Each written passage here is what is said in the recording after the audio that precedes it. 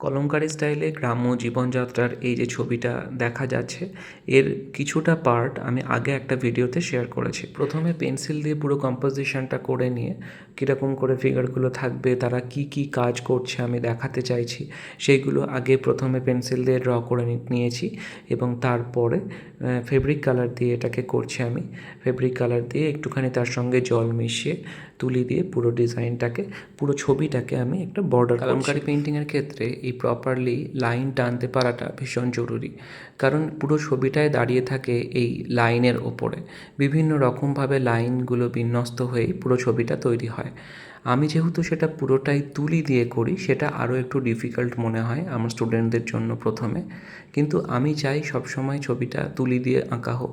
যেহেতু আমরা পেনটা পাচ্ছি না, কলমকারীর সেই পেন যে অ্যাকচুয়াল পেন তৈরি করা থাকে ওনাদের কাছে, সেটা আমরা এখান থেকে পাচ্ছি না, সেটার প্রসেসটাও আমরা প্রপারলি জানি না।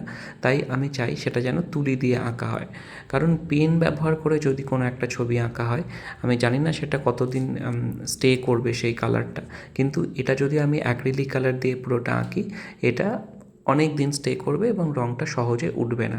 যেহেতু আমি এটা ফেব্রিকের জন্য বলছি, মানে কাপড়ের কোনো ক্লথের ওপরে আঁকা হবে, তো সেই জন্য আমি সবসময় চাই এটা যেন তুলি দিয়ে আর ফেব্রিক কালার দিয়ে করা হয়।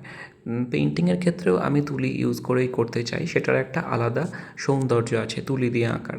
পেন দিয়ে এঁকে একটা অন্যরকম ফিলিং আসে, কিন্তু তুলির যে লাইন, তার ফিলিংটা, তার শোটা একটু অন্যরকমই হয়। এই ভিডিওটায় দেখাচ্ছি কীভাবে গাছ আঁকতে হয় কলমকারী স্টাইলে।